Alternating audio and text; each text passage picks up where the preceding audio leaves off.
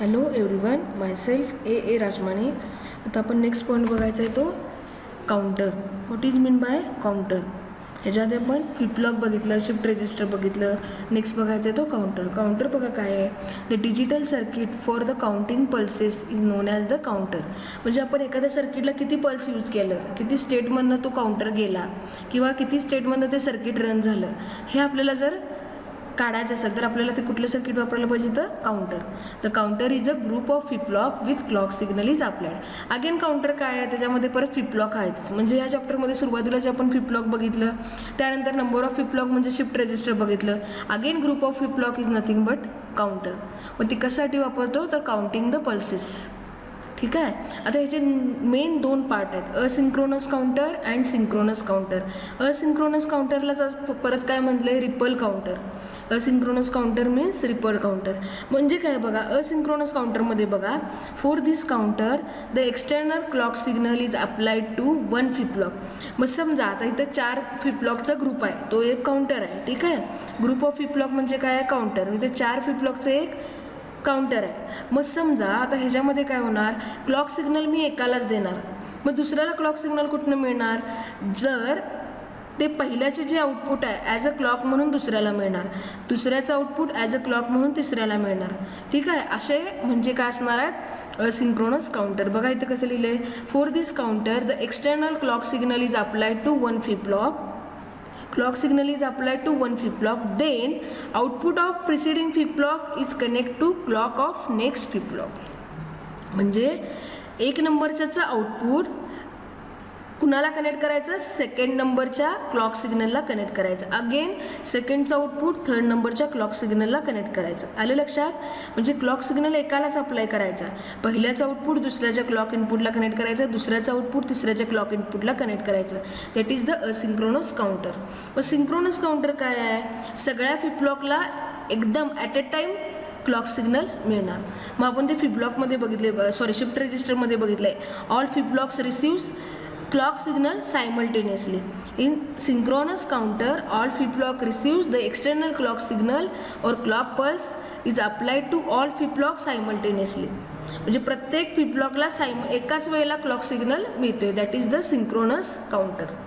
आलं लक्षात. Asynchronous counter म्हणजे काय, एकच क्लॉक सिग्नल आपण एका फ्लिप फ्लॉपला अप्लाय करायचं, त्याचं output as a clock input म्हणून दुसऱ्याला, दुसऱ्याचं आउटपुट ॲज अ क्लॉक म्हणून इनपुट म्हणून तिसऱ्याला. ठीक आहे. आणि सिंक्रोनसमध्ये काय, ऑल टाईम एकाच वेळेला कनी सगळ्यांना क्लॉक पल्स मिळते. आले लक्षात. सिंक्रोनस असिंक्रोनसमधला फरक. आता पहिलं आपण बघूया 3 बीट असिंक्रोनस अप काउंटर. हे व्यवस्थित वाचायचं, असिंक्रोनस आहे का सिंक्रोनस आहे. आले लक्षात. 3 बीट असिंक्रोनस अप काउंटर. बघा आता हा कुठला फ्लिप फ्लॉप आहे, JK फ्लिप फ्लॉप आहे. हा JK फ्लिप फ्लॉप आहे, हा JK फ्लिप फ्लॉप आहे. पण बघा इथं काय केलं आहे, JK फ्लिप फ्लॉप काय केला आहे, एकमेकांना कनेक्ट केला आहे. मग JK फ्लिप फ्लॉप एकमेकांना कनेक्ट केला तो कुठला फ्लिप फ्लॉप होतोय, it is a T flip flop. हा पण T आहे, हा पण T आहे. ठीक आहे. आता काय केलं आहे बघा, त्यांनी T इनपुट कुणाला कनेक्ट केलं आहे, लॉजिक 1ला केले. T इनपुट लॉजिक 1ला कनेक्ट केले. इथं प्रिसेट आणि क्लिअर, मुद्दाम इथं प्रिसेट आणि क्लिअर केले. क्लिअर कशाला 1ला कनेक्ट केले, प्रिसेट पण कशाला केले, 1ला कनेक्ट केले. प्रिसेट आणि क्लिअर हे ॲक्टिव्ह लो इनपुट आहेत. जेव्हा ते 0ला कनेक्ट होतात तेव्हाच ते रन होतात. त्यामुळे आत्ता हे 1ला कनेक्ट केल्यामुळे तो नॉर्मल JK फ्लिप फ्लॉप किंवा T फ्लिप फ्लॉप असाच ॲक्ट होणार. आलं लक्षात. इथं प्रिसेट होणार नाही किंवा क्लिअर होणार नाही. लक्षात आलं. आता ह्याचं बघा, पहिल्याचं आउटपुट QA आहे, हा A फ्लिप फ्लॉप आहे, दुसरा B आहे, त्याचं आउटपुट QB आहे, ते C आहे, त्याचं QC आहे. आता हा असिंक्रोनस कसा ओळखायचा बघा, कारण इथं बघा clock signal, external clock signal एका फ्लिप फ्लॉपला अप्लाय केला आहे, त्याचा output QA as a input म्हणून दुसऱ्या क्लॉक सिग्नलला दिला आहे, परत त्याचा output QB as a clock signal म्हणून तिसऱ्या इनपुटला दिला आहे. That is it is a asynchronous counter. 3 bit काय आहे, तर 3 फ्लिप फ्लॉप यूज केलेले आहेत. आलं लक्षात. डायग्रॅम काही अवघड नाही आहे, एक दोनदा ड्रॉ करून बघा, समजावून घ्या, मग तुमच्या लक्षात राहील. आता बघा इनिशियली काय आहे, आता काय आपण कंडिशन घ्यायची. इनिशियली तिन्ही फ्लिप फ्लॉपचं आउटपुट 0 0 0 आहे, म्हणजे त्याच्यामध्ये 0 0 0 आहे. ठीक आहे. Initially let all the flip flop be reset condition. So all the flip flops are negative edge triggered. त्यामुळे सगळे फ्लिप फ्लॉप काय आहेत, negative edge triggered flip flop आहेत. निगेटिव्ह एज ट्रिगर्ड काय म्हटलं, कारण ह्याला निगेटिव्ह क्लॉक आपण अप्लाय केलं, दिसतंय काय, बबल आहे आणि ॲरो आहे, निगेटिव्ह एज ट्रिगर्ड आहे. म्हणजे तो 0लाच काय होणार, रन होणार. एकतर निगेटिव्ह एज म्हणजे आपण काय म्हणतोय, डाऊनवर्ड पल्स, बरोबर आहे. पण इथं आपण 1 0 मध्ये कन्सिडर करूया, तो 0ला काय होणार, ॲक्ट होणार.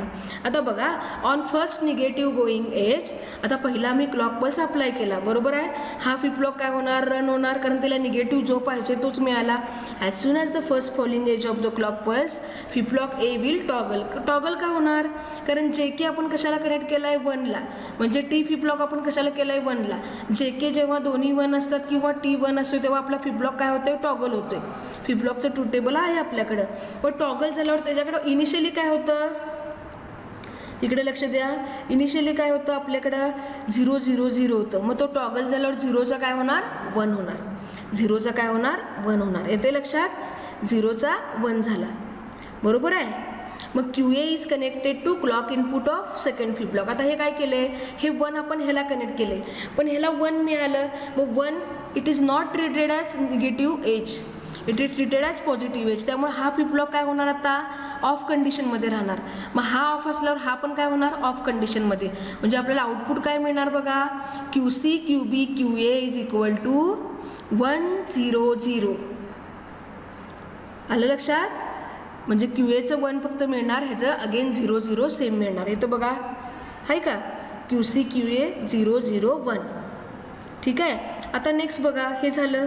आता नेक्स्ट बघा, as QB is equal to 0. आता काय आलं आपलं, इथं काय आलं, QB 0 आलं, QC 0 आलं. आता हां ठीक आहे. आता इथं बघा कसं लिहिलं आहे, it does not change the state. हे आता मगाशी बघितलं. आता नेक्स्ट बघा, at the second falling edge of the clock. आता दुसऱ्या फॉलिंग एजला, on the second falling clock edge flip flop A toggles. आणि तो टॉगल होणार, का होणार, हा प्रत्येक वेळी टॉगल होणार, कारण त्याला आपण निगेटिव्ह एजच अप्लाय करावलं आहे. येते लक्षात, ह्याला मी निगेटिव्ह एजच अप्लाय केले, त्यामुळे परत हा काय होणार सॉरी, हा काय होणार, परत टॉगल होणार.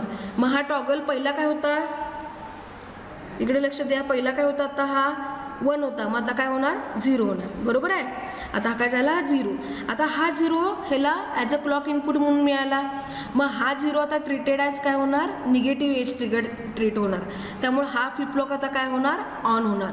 मग हा फ्लिप फ्लॉप ऑन झाल्यामुळं हा काय परत करणार, टॉगल करणार, कारण का जे के 1लाच कनेक्ट केले. मग हा टॉगल केल्यामुळे ह्याचं प्रिव्हियस आउटपुट काय आहे, ह्याचं प्रिव्हियस आउटपुट काय आहे बघा, QBचं 0 आहे, मग त्याचं आता काय होणार, 1 होणार. आलं लक्षात, त्याचं काय होणार, 1 होणार. पण आता तो 1 आहे, ठीक आहे. आता हा 1 आहे, तो 1 आता ह्याला पॉझिटिव्ह एज कन्सिडर होणार, त्यामुळे हा फ्लिप फ्लॉप काय होणार, ऑफमध्ये राहणार. म्हणून ह्याचं काय मिळणार परत आपल्याला आउटपुट 0च. मग ह्या स्टेजच्या हे बघा, thus the QB is equal to 1 which acts as a positive clock edge of the flip flop C. Therefore FC does not respond to it, remains unchanged. Hence after the second clock pulse QC QB QA is equal to 0 1 0. ठीक आहे. मग same operation will continue further and count output will changes their value from 0 0 0 to 1 1 1. आता जेव्हा तो 1 1 1 होईल, त्यानंतर जर आपण परत रिपीट केलं तर अगेन तो काय करणार, 0 0 0.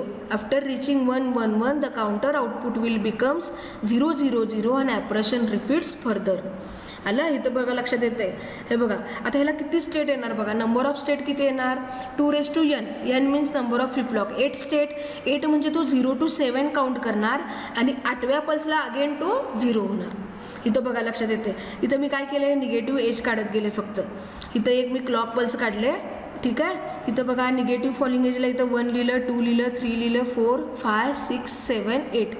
ठीक आहे. निगेटिव्ह एजपासून मी खाली प्रोजेक्शन लाईन काढल्यात, बरोबर. आता इथं बघा, पहिल्या याला काय होतं, after applying first clock pulse काय होतं, हा QA फक्त 1 झालता, ही दोघं 0 झालती. त्यानंतर हा 0 1 0 हे असं आपण लिहित गेलो. शेवटच्या बघा 8व्या पल्सच्या वेळेला तर 1 1 होणार, आणि जेव्हा आपण 8वी पल्स अप्लाय करणार तेव्हा इथं काय होणार, अगेन तो काय होणार, 0 0 0. ठीक आहे, समजलं. हा काय आहे बघा, इनिशियली. आता हे ट्रूथ टेबल आहे. इथं काय लिहिलं आहे बघा, QC MSB आहे, इथं QB QA असं लिहायचं. QC, कारण आपलं इथं बघा कसं आहे, QC QB QA उलटं लिहायचं. आलं लक्षात बघा, 0 0 0 0 0 1 0 1 0. आपण जसं 4 to 1 नुसार लिहितो तेच लिहायचं. स्टेट किती येणार बघा, इथं 1 स्टेट, इथं 8 स्टेट आल्या. टोटल याला किती स्टेट आल्या, 8. पण काउंट किती करणार तो, 0 to 7. जेवढा स्टेट येतात त्याच्यापेक्षा एक कमी काउंट करतो तो, कारण 0पासून स्टार्ट होते, 0 to 7. आलं लक्षात? It is a 3 bit asynchronous counter. आता 4 बीटला पण सेम तसंच असणार. आता काय केले बघा मी 4 बीटला फक्त इथं JK रिप्लेस करून टी फ्लिप फ्लॉप केलं. इथं बघा बरं, प्रिसेट लॉजिक 1ला कनेक्ट केलं आहे, क्लिअर लॉजिक 1ला कनेक्ट केलं आहे, again TA that is the T flip flop वर लॉजिक 1ला प्रत्येकाला कनेक्ट केलं. हे विसरायचं नाही. असिंक्रोनस असल्यामुळे ह्याचं आउटपुट ह्याच्या क्लॉक इनपुटला दिले, ह्याचं आउटपुट ह्याच्या क्लॉक इनपुटला दिले. येते लक्षात? सेम तसंच आहे मगासारखं, काहीही फरक नाही आहे. काय होणार बघा, पहिला निगेटिव्ह फॉलिंग एजला काय होणार, फ्लिप फ्लॉप ए इनिशियली त्याच्यात काय आहे 0 0 0 0 आहे. मग पहिला काय होणार बघा, अप काउंटर म्हणजे काय हे एक सांगायचं राहिले बघा. अप काउंटर म्हणजे काय, चढता क्रम, चढता आपण काउंट करत जाणार. म्हणजे 0 1 2 3 4 5 6 7 म्हणजे इनिशियल त्याच्यात 0 असणार. मग परत नंतर काय करणार, काउंट करणार, अगेन 0 1 2 1 1 1 झालं का नाही, परत तो 0 0 0 पासून स्टार्ट करणार. येते लक्षात? म्हणजे अप काउंटर आहे. तर परत फर्स्ट निगेटिव्ह एजला काय होणार, हा फ्लिप फ्लॉप रन होणार किंवा ऑन होणार. मग हा फ्लिप फ्लॉप काय करणार, त्याला टॉगल करणार. टॉगल म्हणजे 0चं काय होणार, 1 होणार. मग आता हे QA आउटपुट क्लॉक इनपुट म्हणून दिल्यानंतर काय होणार, हा 1 it is treated as a positive edge, त्यामुळे हा काय होणार, फ्लिप फ्लॉप ऑफ कंडिशनमध्ये राहणार. हा ऑफ असल्यामुळे हा पण ऑफ होणार, हा पण ऑफ होणार. म्हणजे after the first clock pulse आपल्याला आउटपुट काय मिळणार, 0 0 0 1 म्हणजे QD QC QB QA उलटं धरलं तर 0 0 0 1. आता सेकंड एजला काय होणार बघा, again flip flop A toggle. मग टॉगल झाल्यावर हा काय करणार, 1चं 0 करणार. मग again it is 0 as a considered as negative edge, बरोबर आहे. त्यामुळे आता बी फ्लिप फ्लॉप काय होणार, ऑन होणार. बी फ्लिप फ्लॉप ऑन झाल्यामुळे तो परत टॉगल होणार. ठीक आहे, बी फ्लिप फ्लॉप टॉगल झाल्यामुळे काय होणार, जे आधी QBला 0 आउटपुट होतं ते काय होणार, 1 होणार. त्यामुळे after the second clock pulse आपल्याला काय मिळणार बघा, after the second clock pulse आपल्याला काय मिळणार, 0 0 1 0. ठीक आहे, 0 0 1 0. मग सेम ऑपरेशन रिपीट होणार. ते कुठंपर्यंत जाणार, अप टू 1 1 1 1. कारण का नंबर ऑफ स्टेट 2⁴ किती असणार, 2⁴n 16. म्हणजे तो 0 to 15 काउंट करणार आणि 16व्या पल्सला काय करणार, तो अगेन 0 होणार. आलं लक्षात? 16व्या पल्सला तो काय होणार, अगेन 0 होणार.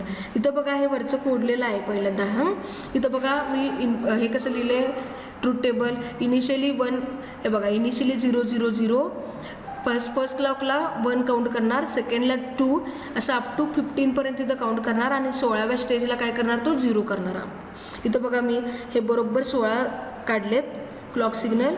बघा पहिल्यानंतर काय झाले बघा, 0 0 0 1 झाले, दुसऱ्याला परत 0 0 1 0, तिसऱ्याला इथं लिहिलेलं आहे बघा सगळं. हे वहीत तुम्हाला नोट्समध्ये व्यवस्थित दिसेल.